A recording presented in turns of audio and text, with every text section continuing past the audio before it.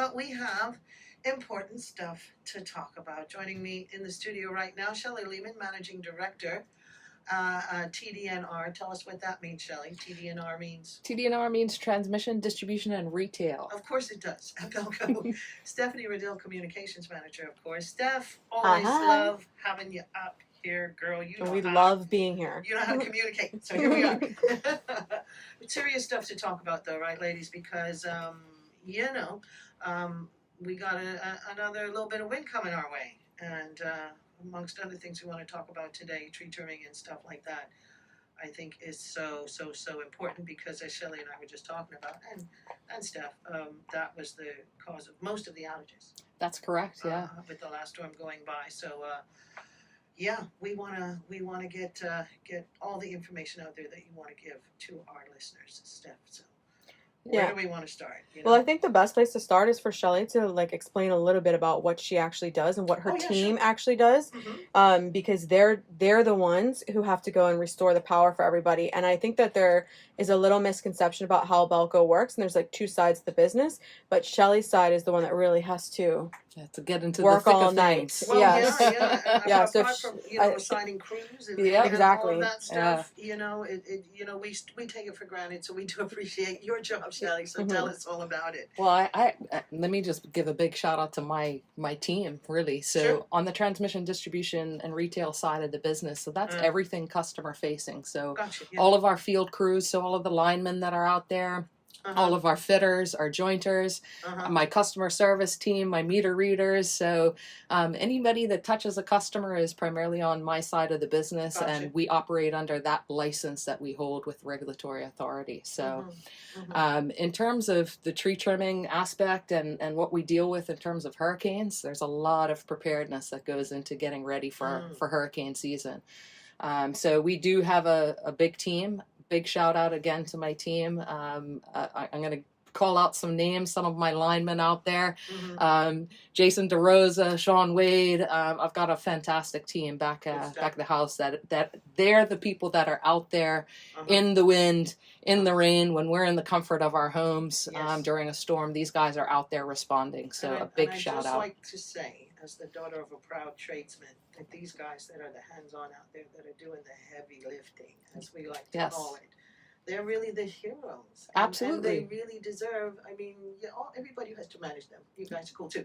But they're the heroes, as we know, and I think we need to honor BELCO over the decades of bringing Bermudians, men and women, into the field, training them up to the level that they train them, and having them be able to respond like that, and we infrastructure-wise make out so much better than many of our neighbors to the south because of that. So I really wanted to point that out, Shelley. That's part of it, of those wonderful names. I bet they went through all the apprentice programs and came up all through the ranks to become the leaders of the linemen's team that you talk about. Absolutely. These guys have been, a lot of them have been working with us for decades. So we do have a good team that's there to respond, as I say, in terms of preparation. So we do have a hurricane plan. Fortunately or unfortunately, we practice that quite frequently. So we've had a number of hurricanes over the years, and I've had the benefit of working with the company for 23 years now. So I've seen a lot of hurricanes over that time period. But we have a hurricane plan in place, and we certainly follow an instant command structure. So we have structure in place such that we can scale it up or scale it down and respond to any size hurricane or response that we need to based on damage that we have. So yeah, it's pretty good. I think it's also important to remember at this time as well, just talking a little bit about what Shelley's team does, that one of the common points is that we have so many overhead lines, but in actuality, 100% of our transmission system has been undergrounded for decades, I would say. And then I think our distribution system, which is the lower voltage that gets to homes, is about 60-40. It's a so 60% overhead and then 40% underground. So I just want to make that clear to everybody as well, that we do have a lot of the system underground. And that's why, again, unlike places that don't have that infrastructure, you are able to keep the juice going. Yeah. I mean, you know, we know it's going to get knocked out sometimes. Yeah. But because of the quality of the infrastructure and the fact that most of it is protected, you know, on the transmission side, you know, distribution is what it is. The costs of putting everything underground, as people say. Yep. I mean, you know, that's another can of soup to open at some point. But right now, we really do need to talk about, I think, The vegetation, that overhead structure Yeah. and the problems that come along with it when we get windy weather. Yeah. So certainly, I think everybody realizes we've had a very wet period through May, June, even July. Yeah. But particularly in May, we had a lot of rain, and what we're seeing is evidence of all of that wet, rainy period. Tree growth, grass, vegetation, every which way. And so that has caused us some headaches, particularly through the course of the last two storms. Through Franklin and Idalia, we did have a lot of vegetation that made contact with our network. Yeah. We also had a tarpaulin that blew into our lines. So those of you that follow our social media channels would have seen pictures of that. So I think our messaging is that we're imploring people to make sure that this is not just a problem this time of year. This is a year-round thing. And we're all in this together. So we're asking everybody to trim their trees, keep them 10 feet away from the power lines. Make sure that when you're prepping for a storm that you secure everything in your yard, because that could blow up. Anything could be a projectile. What that tarp did. We've seen a trampoline in our lines before, believe it or not. Yep. So that was incredible. Castles come to mind. Outdoor trampolines, your kids' tents when they're playing forts. All of that has to be considered. Yeah. So and I think, and it just not to cut you off, Shelley, but just to go back to what Shelley just said about trimming your trees 10 feet back from the power lines.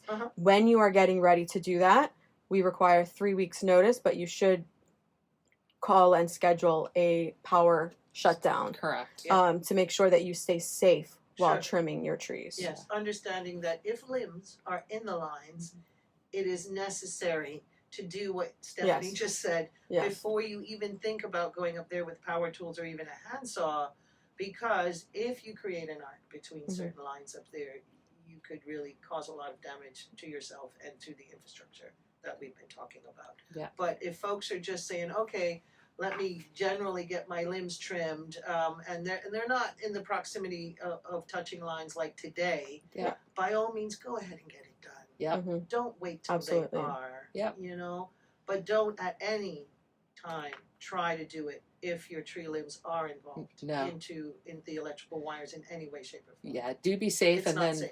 I think the message too is not just when you're getting ready to trim trees. I think it's an important message during storms and as we respond to outages too. It's just to remember, if we ever have infrastructure that's lying on the ground as a result of hurricane hitting us with winds, treat everything as if it's live. We want to make sure that our customers, that everybody is safe. So you want to stay a good distance back, 33 feet away from our lines. If they're on the ground, treat it as if it's live. Call 955, call our outage number if you see anything that's an emergency related outage report. And also a really interesting, cool thing that I learned since working at BELCO was that if you are closer than 33 feet or 3 car lengths, and you think it might be live, do not run. You shuffle. Shuffle a safe distance away.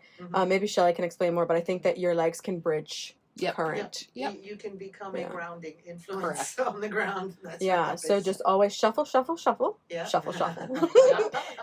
Shuffle off to Buffalo, away from any power lines, and we are making light of it, but it is totally as serious as a heart attack, folks, because it can mean the difference between a good outcome of you being able to not be severely injured. Definitely. So, as far as coming up now, you know, we talk about how BELCO restores power after storms, and I think it's important to talk about, of course, every safety precaution. No one's going to be sent out in screaming rain and wind to fix things, so people have to be reasonable.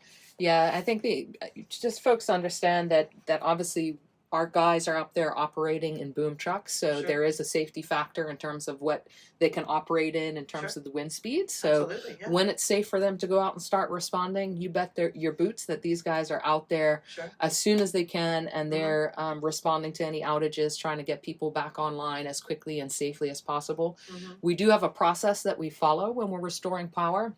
We have to restore our mainline circuits first before we start getting into our branch lines, and then before we start getting into individual customers. So that's important to note. I think and another important thing to realize is that folks should unplug sensitive electronic equipment. You know, during storms, you can have lightning strikes that produce surges that can damage equipment. So we always recommend unplug your TVs and things that you want to keep safe, computers, etc.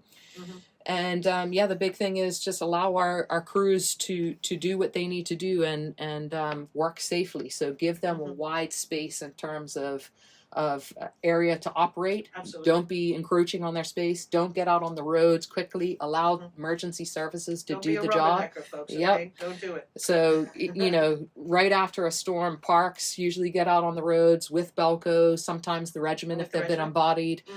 We need to clear the roads out. We need to start figuring out where do we have significant damage so that we can respond effectively. Absolutely. So that's important. Another important thing to note is for our medical priority customers, because that's often a question that we get. Customers that may be on life support, and our recommendation is always to have, you know, to have a call with your doctor to seek advice in terms of what they should do. Certainly, if you require a permanent power supply, BELCO cannot guarantee that you will have power throughout a hurricane. We can't do that. So we recommend you speak with your doctor about an appropriate plan, whether that's whether it's backup having power, a generator moving or somewhere else maybe for the storm.